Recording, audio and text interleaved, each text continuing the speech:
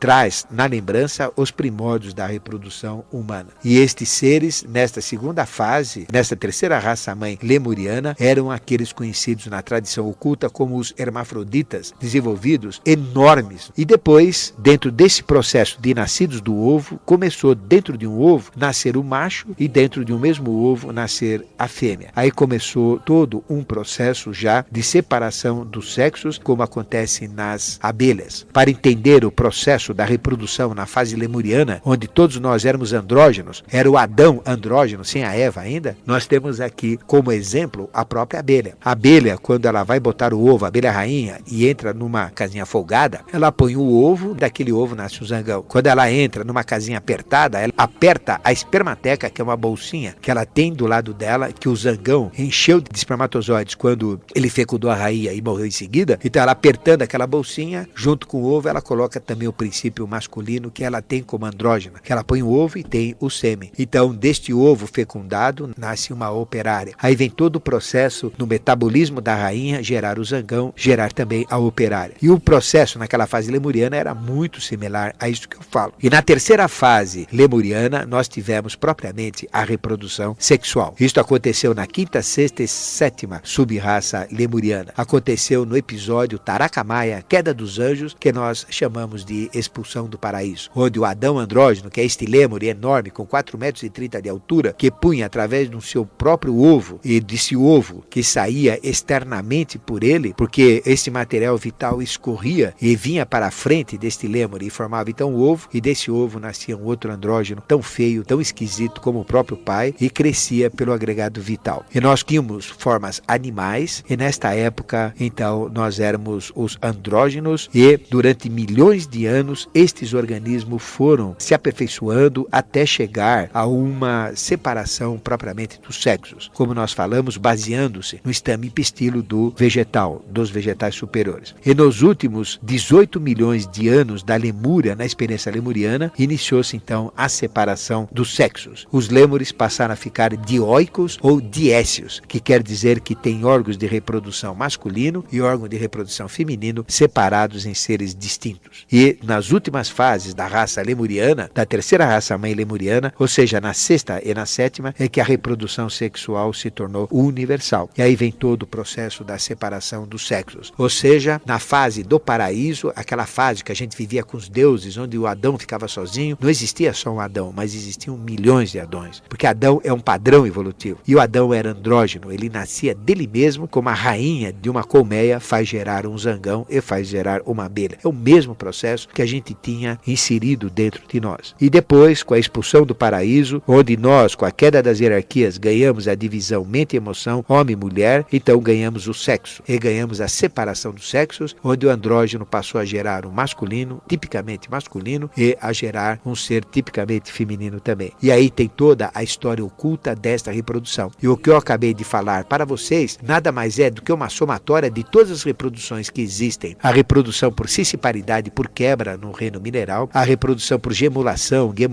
no reino vegetal, que é aquela reprodução por gêmula ou por brotação pelo broto. Depois tem a reprodução por exudatos, que isto gerou o processo dos ovos, como eu falei. Este ovo, depois, no processo da lemúria, quando ele era colocado externamente, nós nascíamos como andrógenos daquele ovo colocado externamente. Depois, este ovo, quando houve a separação dos sexos, passou a ficar interiorizado no ser, que virou então aquilo que a gente conhece como útero. E toda a placenta representa o material vital que escorria e que formava a capa externa do ovo. E a placenta com o ovo interiorizado, que virou o útero e o órgão sexual feminino, representa então aquele material vital externo, a placenta, de onde surge a vida internamente. É como que se pegasse uma bola, enfiasse a mão dentro daquela bola, a gente tem a formação de um útero, como é. E na mão que está enfiando dentro da bola, fica então a placenta, que estaria externa antes e que agora passa a ser internamente. E daí nasceu toda a reprodução com todo este conhecimento oculto. Alô? Alô, professor. Seu nome? É Leonardo. Tudo bem, Leonardo? Tudo bom, professor. Então, e o seu mistério, Leonardo, com relação professor, à dúvida que você tem sobre isso que nós falamos da reprodução? Sim, eu gostaria que o senhor continuasse falando da reprodução até chegar na nossa raça-mãe atual. Sim. E gostaria que o senhor falasse da presença da energia Kundalini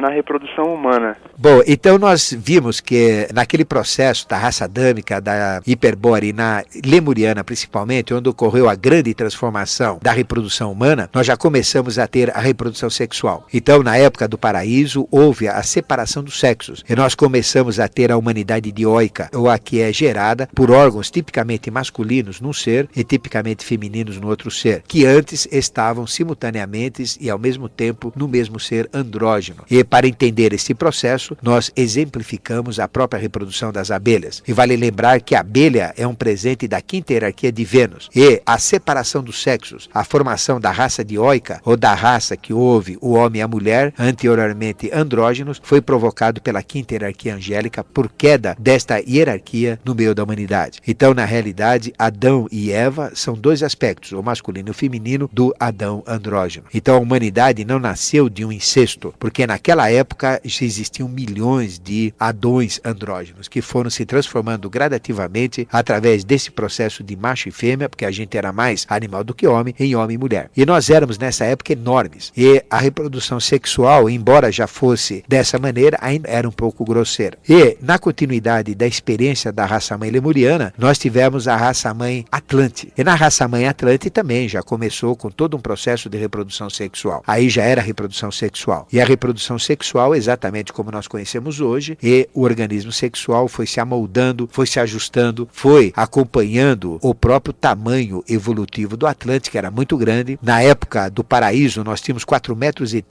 de altura em média, como nós éramos chamados, com aquele olho na testa, que representava a glândula pineal, que percebia enxergar o mundo espiritual. E para o mundo físico, nós éramos cegos. A gente enxergava o mundo espiritual pela pineal. E com a queda dos anjos, o que aconteceu? A pineal foi embotada, nós passamos a ser cegos ao mundo espiritual e a enxergar com os mundos físicos, inverteu o processo. E ganhamos a separação dos sexos, houve a separação do Adão andrógeno e Adão homem, que é o Adão, e Adão mulher, que é a Eva. Houve também o ganho da polaridade mente e emoção, ganhamos uma alma polarizada, ganhamos toda esta individualidade, princípio da egoidade e começamos uma vida independente. Não mais como títeres das hierarquias, mas usando um cérebro, um mental para comandar a nossa vida. E este cérebro, este mental, era 0 quilômetros, ou seja, nunca tinha funcionado antes. Isto fez com que a gente caísse na materialidade muito mais do que estava predestinado. E essa caída na materialidade, com a liberação do sexo ainda, e usando a emoção, controlando a mente, porque a mente não tinha força nenhuma, era incipiente, estava começando, aí isto gerou desequilíbrio. Saímos do plano divino, esse desequilíbrio gerou karma, gerou doença, gerou sofrimento, gerou o erro e tudo que a gente conhece até hoje. Mas na sequência da reprodução, a reprodução Atlante é exatamente igual à reprodução atual como nós conhecemos. E esta reprodução acompanhou apenas o tamanho proporcional em relação ao tamanho dos Atlantes, porque os Atlantes eram grandes. Os Atlantes tinham 2,70 metros e na fase final tinham 2,30 metros de altura. Então os órgãos sexuais apenas foram acompanhando a própria diminuição do tamanho gradativo que os Atlantes tiveram. E a reprodução sexual passou depois para a nossa raça atual, que é a raça ariana. Então, aí Aí a gente já fecha o ciclo total da reprodução. E esse processo da reprodução humana, ele acontece em todas as suas fases na própria reprodução que está dentro do próprio útero da mulher. Ou seja, a gente tem no início uma sombra, uma ideia onde vai acontecer. Depois nós temos a célula onde vai se plasmar a ideia. Nós temos depois a cisciparidade, a nossa célula quebra em duas, de 2, 4, de 4, 8, de 8, 16. Então todo o processo de plasmação do homem, de reprodução internamente no útero da mulher, acontece seguindo as mesmas fases que eu falei agora. Só que naquela época eram exteriores, agora estão dentro do homem. Então aquele processo da reprodução que existe e que existiu ao longo do tempo, acontece ainda hoje dentro do processo da criação do homem. E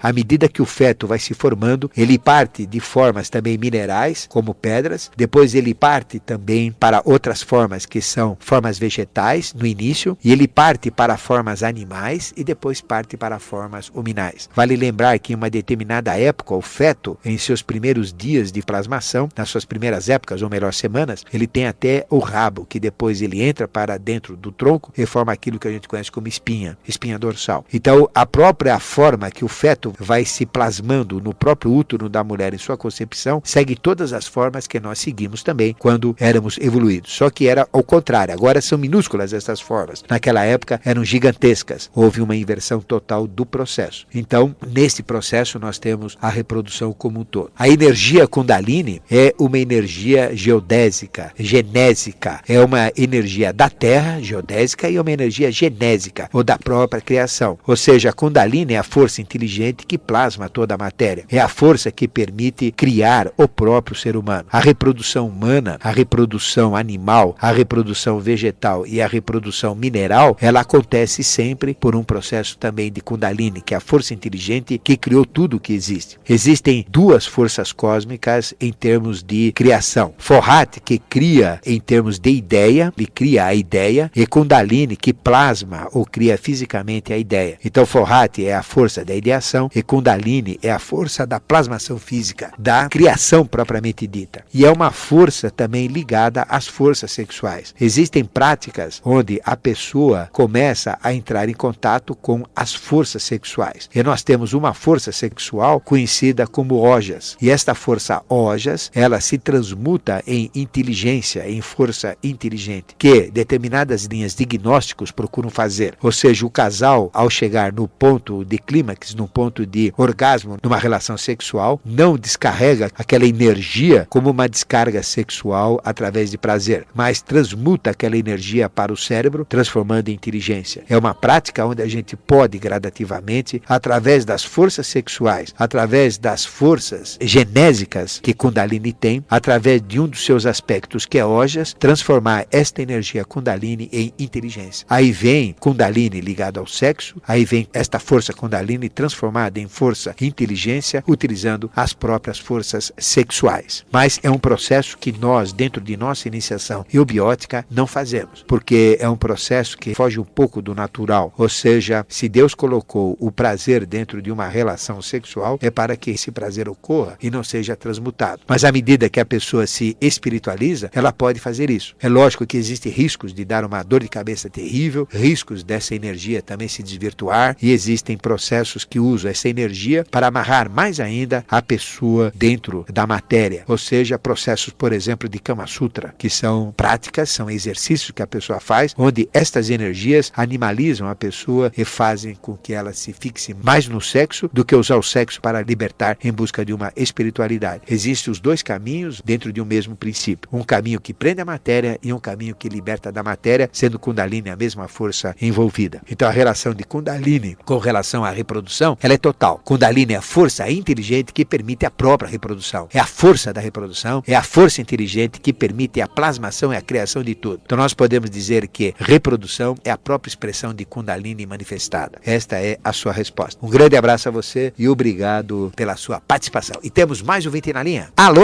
Alô, Afonso Ribeiro? Tudo bem, Afonso? Tudo bem, graças a Deus. Então, e você gostou do tema de hoje? Eu gostei bastante. Diferente, né? Inclusive, eu teria duas perguntas para formular para o senhor. Sim. Eu sou massagista, terapeuta, e pertenço a duas entidades, já tem alguns anos. Uma é o Círculo Esotérico da Comunhão do Pensamento e outra é a Ordem Rosa Cruz Amor, que as duas eu pertenço já há alguns anos. Sim. O que eu aprendi nesses anos de estudo é o seguinte, é que a metempsicose, ou seja, a transição de mineral para animal, de animal para humano, ela não é possível. Um exemplo disso seria a teoria darwiniana. Sim. Eu gostaria de saber a sua opinião, porque os indianos na Índia, eles acreditam que um ser vivo possa reencarnar com diversas formas. Sim. Essa seria uma primeira pergunta. E a segunda pergunta seria a seguinte, do homem adâmico até nossos dias de hoje, conforme as esferas vão se transferindo, eu tenho a impressão que esse é um processo de involução, não de evolução. Passa-se de um mundo de ideias para depois de um mundo mais material, mais denso, até os nossos dias de hoje. Certo. Eu gostaria de saber a sua opinião com relação a essas duas questões. Ok, então vamos à primeira. Vou responder rapidinho, com bastante síntese, para poder esclarecer, tá bom, Afonso? Perfeito.